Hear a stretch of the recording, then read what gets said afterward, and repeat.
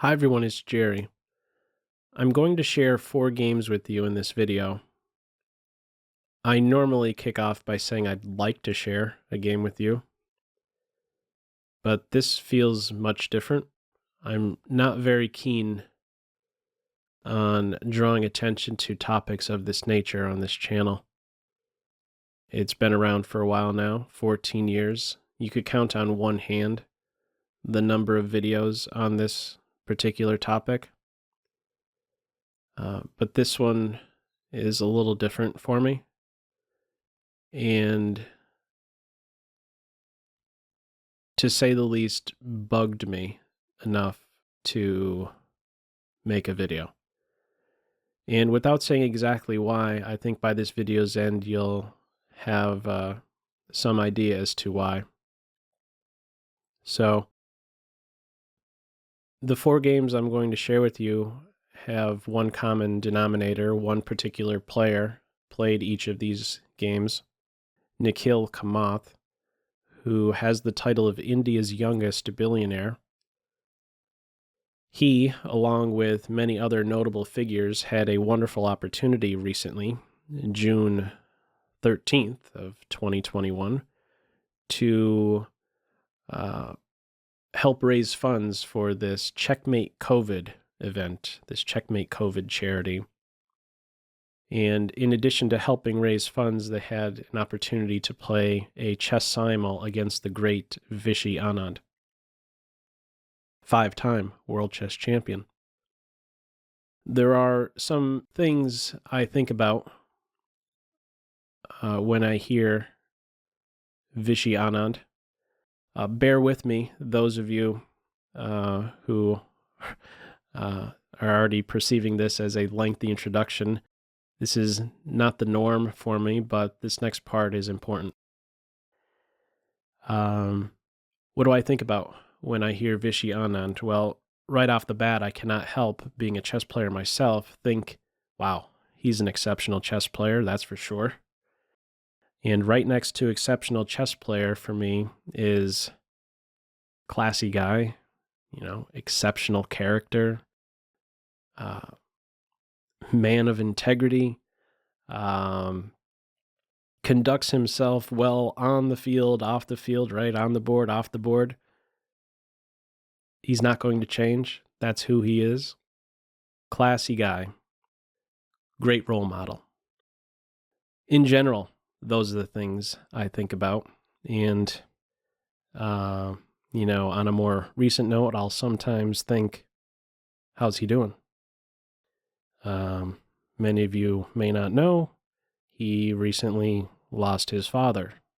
So, the 4 games, hopping right in to these 4 games, the first one I'm going to share with you is between Vishy Anand on the white end, playing this simul game against Nikhil Kamath.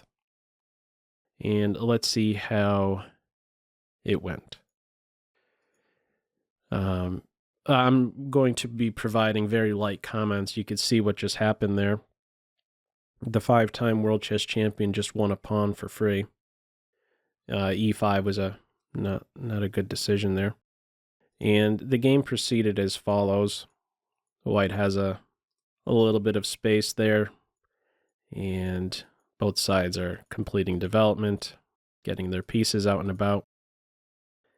These 2 moves are pretty useful, right? Ready to scare the knight away, cubbyhole for the king. Everything with some purpose here. And, you would expect Vishy to just, cruise right on to victory here. But surprising resistance, let's say, by Black, who, since playing E5, which was a very poor move, has been playing really, really well. Like, exceptionally well.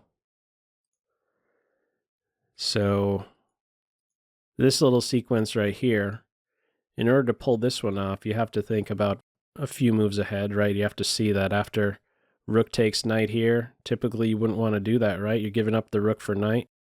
But then you have to see this, right? And you're going to get some material back But even goes a little bit further because now black gets this nice pawn break on the queen side and is all of a sudden putting tremendous pressure on the queen side. How are you defending against b2?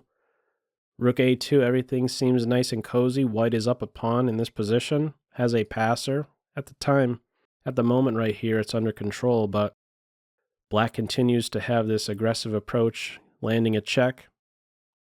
You see the trick here? Black had to know that with this move after knight takes bishop, the best move, only move, the one that will maintain an advantage for black, is to follow up with not a recapture of the knight with the queen, but rather queen c4, and with this fork here, and then you're going to win the rook. So what does Vishy play? Knight to e2. And queen d6. Black pieces are now really well positioned, and there is no material imbalance at this stage. Problem on h2, but there's now this sequence where white could win this knight. First with the check, another check, there goes the knight, but black has seen further. Queen c5 check. Did I say black has seen further? Black has,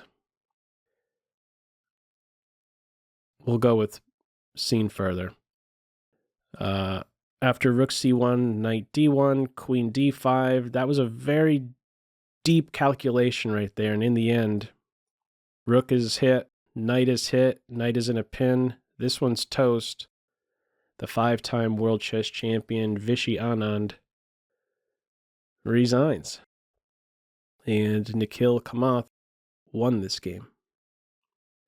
This was played on June 13th. Just again, June 13th. And quality of play. Black played at a 98.9% accuracy in this game on June 13th. So, on the surface, this looks impressive, right? How just beat a world chess champion, played at a very high level. But what I would like to draw your attention to is what happened a few days earlier, on June 10th. I'd like to share a few more games that were played by Nikhil Kamath. So we get a better sense as to how Nikhil Kamath plays against a 5-time world chess champion and how he plays, just a few days earlier. So we could better gauge this rapid improvement over the last few days. So let's check out another game. Okay, this game here, Nikhil Kamath was playing with the black pieces.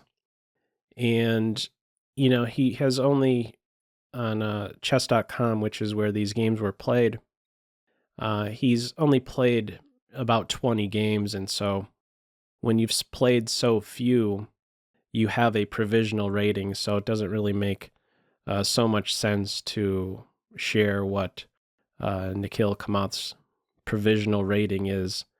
But what I can share with you is the rating of his opponent in this game.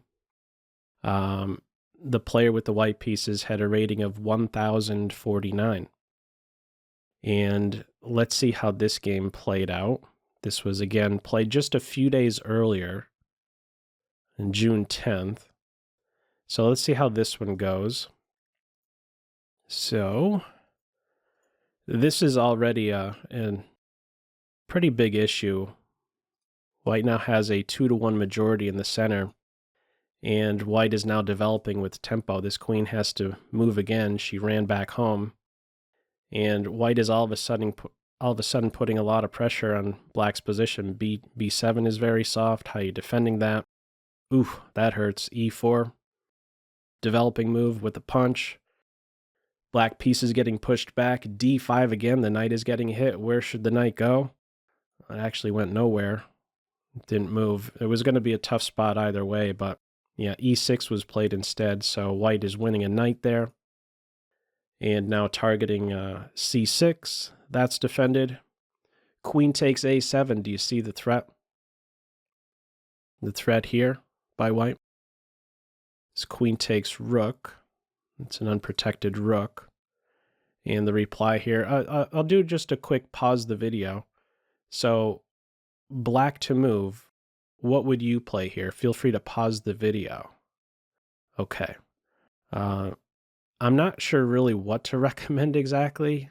Maybe like put the rook here, get it out of the line of fire. I mean, what's, it's bad enough that the queen is attacking the rook, right? But there's a nice little prize at the end of this capture, right? That prize being you land a check. So the reply here, black missed that the rook was attacked actually. Played bishop to b4 instead. And this allowed queen takes rook check. That hurts. That bishop will be lost next. Black went no further. Black resigned in this position after 12 moves. The accuracy by black in this game, again, on June 13th, the accuracy was 98.9%. And in this one, it was 10.9% accuracy. Let's move on to a second game. Maybe there was just this one not so well played game. Let's have a look at another one. Okay, here's game number 3 of 4 I'm going to share with you.